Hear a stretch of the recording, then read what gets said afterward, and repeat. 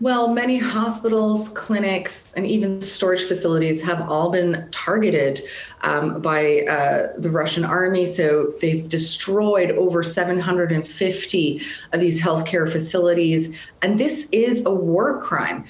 Even in war, there are rules.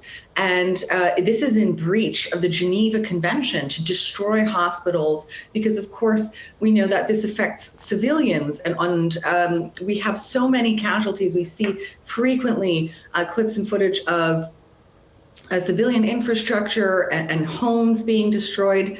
But also there have been a very strategic attack on health workers and hospitals. What are some of the stories you're hearing that will give us a real sense of how desperate the situation is and how civilians are being affected?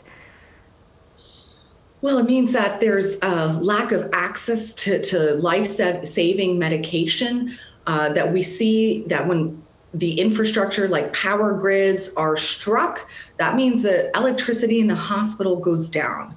And you might not have a generator kick in. If you don't have enough generators or that generator fails, you're in big trouble. So we have reports of doctors conducting cesarean surgeries, operation using flashlights in the lack of light. And it becomes really dangerous in terms of infection control as well when you have to try to carry on under such extreme circumstances. We have babies born in bomb shelters, and really it goes on from just daily life of not being able to pick up your prescription medicines to the more extreme where you'll have nowhere to go if you are hurt. What are the most urgent needs right now? What have been the challenges in addressing these? Certainly getting the correct life-saving medications over to Ukraine. So while some countries have made donations, it's not always the materials that are actually in highest demand or need. So I've been working with the Pharmacists Defence Association here in the UK to be able to get funds to send highly specialized medicine. So we're talking about anesthetics and blood products, painkillers, all of these things that are more difficult to get and that other agencies are not able to provide. How are medical workers coping under these working conditions? Well, of course, there's huge burnout. Many people have had to flee, especially from occupied territories. So it's very difficult. It relies a lot on civilian volunteering to ensure that people can get access to care in the current most Russian occupied territories. So we know that the WHO has repeatedly requested for access to these areas to be able to support more readily, and that just hasn't happened. So we do need to ensure that agencies like the World Health Organizations and others can get to Russian occupied territory within Ukraine. Not all aid supplies have actually been helpful in Ukraine, as I understand it. In what way can donations actually make healthcare workers' jobs harder?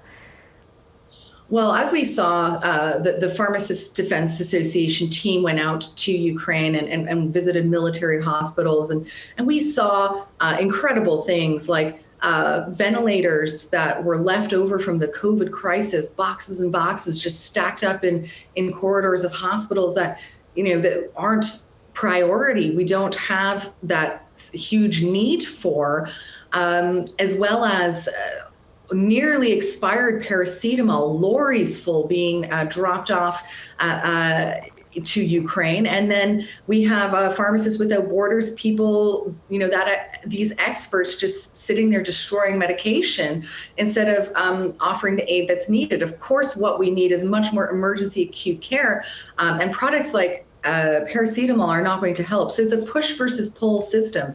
Many countries, without assessing the health needs first, are kind of dumping the products that they don't need in Ukraine. And this isn't something that's unique to just this current conflict. We see that this has been over and over repeated in other war zones where countries can pat themselves on the back to say, we've made these donations, but in the end, it takes resources time, money to destroy these products that then are no longer helpful. And also lots of individual volunteers, particularly over the holiday season, had sent boxes of clothes and sometimes even foodstuffs that can go off, and they ship them to the Polish border, and they just never made it across. So all of these types of donations, while certainly at the citizen level, are coming from a real desire to help, one of the best things that they can do is to support campaigns like medicinestoUkraine.com, making a donation to ensure that these prescription hospital specialized medicines funds go toward purchasing those with our logistics suppliers in Poland. So Australians have already been very generous in contributing towards medicinestoUkraine.com already. It's really important to research where your donations are going to, and communication as well is key.